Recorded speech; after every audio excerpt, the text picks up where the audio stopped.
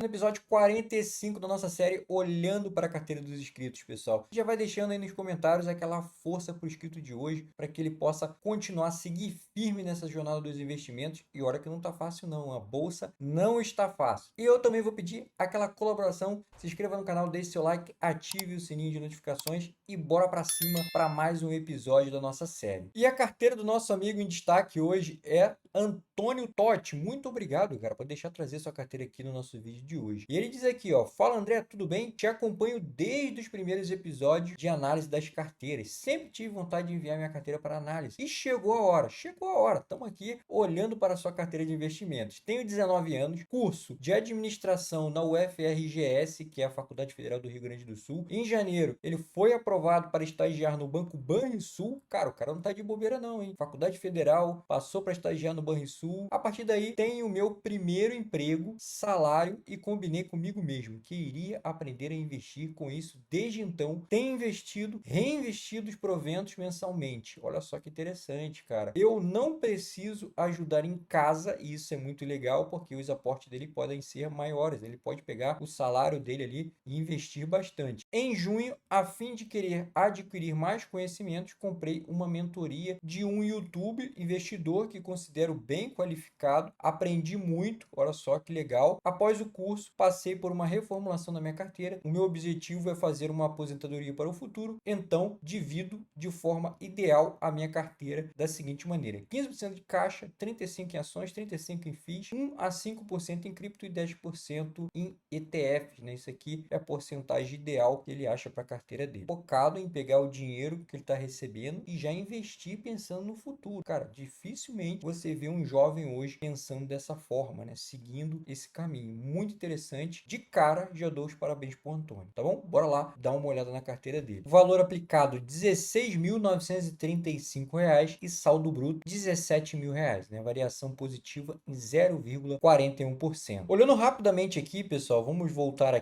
desde o início, né, para a gente saber de fato quando ele começou a investir. Começou agora, né, no mês 3 de 2024, bem recente. Mesmo assim, ele já começou acumulando um patrimônio bem interessante, né? Vejo que o primeiro dinheiro que ele aplicou foi R$ 2.498 e de lá para cá ele vem aportando bastante. Olhando aqui um pouquinho para o lado para a gente ver as porcentagens da carteira, hoje ele está com 30,44% nas ações, 44,94% em fundos imobiliários, 18,12% em renda fixa, 3,41% em cripto e 3% em ETFs. Descendo mais um pouquinho, dá para ver que ele está com rentabilidade positiva em criptomoeda, ETF e renda fixa. Está pegando a carteira dele com as ações de empresas e também fundos imobiliários. Olhando aqui para as ações, hoje ele tem 9 ativos, R$ 5.176 investidos. Na minha opinião, tem mais ativos do que deveria com esse patrimônio e com o tempo que ele tem investindo. Por que eu falo isso? Você começa a ter pouca quantidade em cada ação que você tem. Veja que o Banco Itaú, por exemplo, ele tem 6 ações só.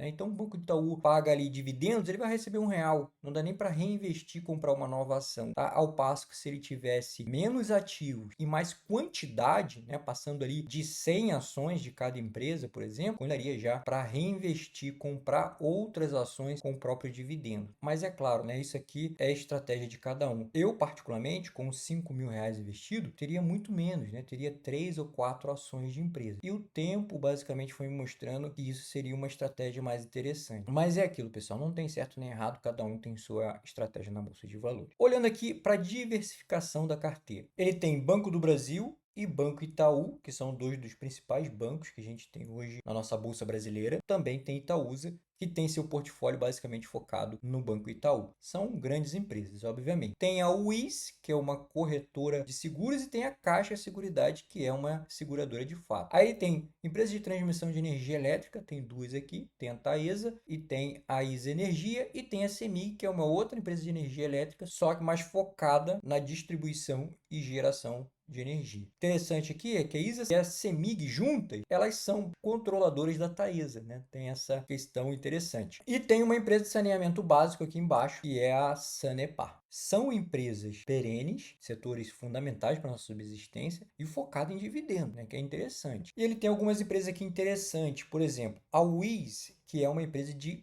corretagem de seguros, basicamente, tá? Muita gente pensa que é uma seguradora, mas não é. A Wiz, pessoal, até 2021, por exemplo, ela era responsável pelo balcão de seguros da Caixa Econômica Federal. E esse contrato acabou, né? E muita gente achou que a Wiz ia sair da bolsa, ia acabar. E a empresa conseguiu dar a volta por cima, né? Basicamente fez um turnaround, conseguiu reestruturar sua linha de negócio. Hoje a empresa basicamente tem alguns contratos com alguns bancões, como o Banco Inter, Banco BRB, e ajuda ali na parte de vendas de seguro desses bancos, né? Eu acho muito interessante essa linha de negócio, como consórcios, por exemplo. A empresa vem se reestruturando e isso é muito interessante. A empresa pagava bons dividendos há um tempo atrás, agora diminuiu um pouco os seus dividendos e também a frequência, né? Parece que esse ano de 2024 a empresa só vai pagar agora em dezembro, tá? Vai ser o único pagamento de 2024. Mas é uma empresa interessante, apesar que, particularmente, eu prefiro as empresas de seguro, como a Caixa Seguridade, tá bom? Parece ser uma empresa mais de oportunidade dentro da carteira de investimento dele hoje. Outra coisa que eu vejo aqui, pessoal, ISA Energia, por exemplo, ele pagou R$ 25,20, eu acho. Pagou mais do que deveria na ISA. Principalmente essas empresas de transmissão, a ISA e a Taesa, pessoal, você precisa ter um certo cuidado nesse momento em comprar essas empresas. Você precisa comprar por um preço adequado, tá? Por isso que a gente tem o nosso programa de membros aqui do canal, que a gente vai se ajudando, tem a nossa planilha de membros, projeções de dividendos, preço teto, margem de segurança, tem o nosso chat lá no Telegram, que vem ajudando muito os membros do canal. E um ponto interessante é o dia que você quiser cancelar, você clica lá sem problema nenhum e cancela a sua assinatura, tá? E é bem baratinho, só R$ 7,99. Por que eu estou falando isso? Porque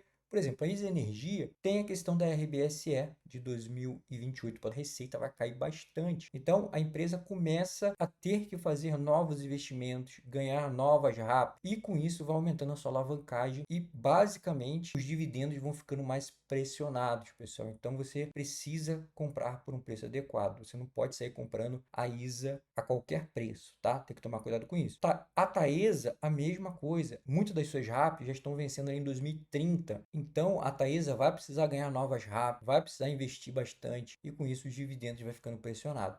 Então, são empresas que você precisa tomar um certo cuidado hoje para comprar, tentar comprar por um preço adequado. Mesma coisa aqui com a Caixa Seguridade. Apesar de ele estar no positivo, tem que tomar um certo cuidado aqui. O Banco do Brasil, apesar de ele estar no negativo, não é tão ruim assim pelo que o Banco do Brasil pode pagar em 2024 e também em 2025 o dividendo pode ser melhor ainda. CEMIG também é outra empresa que eu acredito que ele tenha comprado mais caro do que deveria, né? Tem que tomar cuidado. Os resultados da CEMIG foram inflados por uma venda da Aliança Energia, uma empresa que eles venderam para Vale. Aí inflou os seus resultados. Itaúsa, eu acho que ele comprou muito bem. Banco Itaú, eu acho que ele comprou no limite ali, mas comprou por um preço interessante. E Sanepar, eu acho que ele também comprou por um preço muito interessante. Além disso, a gente tem aqui tanto a Sanepar quanto a CEMIG, expectativas de privatização, né? E essas empresas podem destravar grandes valores aí pela frente. No geral, pessoal, eu acho que ele realmente tem boas empresas na carteira, tá? Ele escolheu muito bem. Já nos fundos imobiliários, ele tem aqui R$ 7.643 investido, né? E 9 fundos imobiliários. Também acho que ele tem um pouquinho mais de fundos imobiliários do que deveria. Fundos imobiliários, pessoal, realmente está pegando, né? Muitos fundos aqui com rentabilidade negativa, normal. Cara, muitas carteiras por aí tá com rentabilidade negativa hoje em fundos imobiliários. A gente está tendo aí no Tesouro Direto, pessoal, taxas de IPCA mais 7,17. Esse momento macro pressiona bastante, principalmente fundos imobiliários. Mas, na minha opinião, pessoal, isso é um cenário que vai passar, tá? Ao longo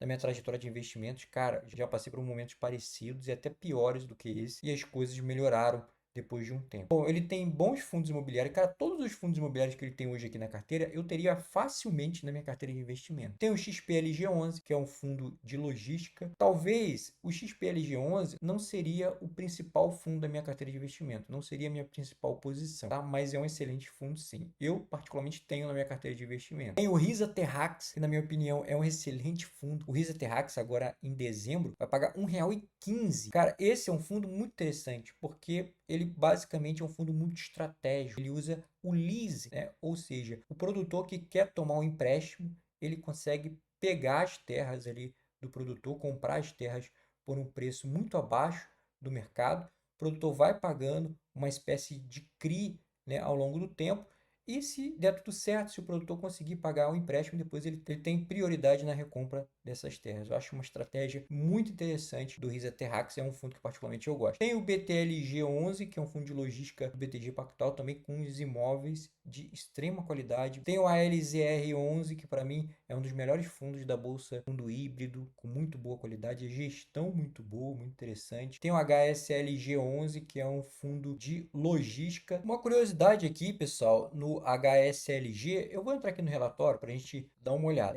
O que todo mundo fala, e é verdade, é que o fundo tem pouca liquidez, né? 667 mil negociações diárias é muito pouco, é baixa liquidez, tá? O fundo também tem um número de cotistas muito pequeno, né? 39 mil cotistas. É que as cotas do fundo, basicamente, né? Mais que 50%, 60,6% das cotas desse fundo está na mão de somente um investidor. É um fundo, se eu não me engano, de Singapura, e por isso não tem muita movimentação nesse fundo imobiliário, tem pouca liquidez. Um ponto de observação é que esse investidor, por exemplo, ele pode movimentar a cotação desse fundo, é um ponto de observação. Mas é um fundo bastante interessante. Outro ponto de atenção é que boa parte do seu portfólio, 34,7%, está ali com as Casas Bahia. Tá? Eu não gosto muito dessa concentração no portfólio. Tem o MXRF11, ele comprou muito bem, né? Ele comprou muito bem o MXRF11, tá? Interessante aqui o preço que ele pagou, realmente é o único fundo que ele tem na carteira que está com rentabilidade positiva hoje. Tem o HSML, que é um fundo de shopping, também bastante interessante, e ele também comprou bem. Tem o Gari 11, que é um fundo também que eu acho que ele não comprou mal, comprou muito bem, R$ 9,05, é que realmente está tudo caindo em relação a fundos imobiliários. O Gari é um fundo meio a meio, né? Meio renda urbana, meio logístico, imóveis também de muito boa qualidade, muito focado ali nessas grandes varejistas. Eu particularmente gosto do Gari. E tem o VISC11, que também é um fundo imobiliário de shopping. São shopping de mais baixa renda. Ele tem um portfólio muito grande, né? E tem participações muito pequenas em cada shopping, 1%, 3%.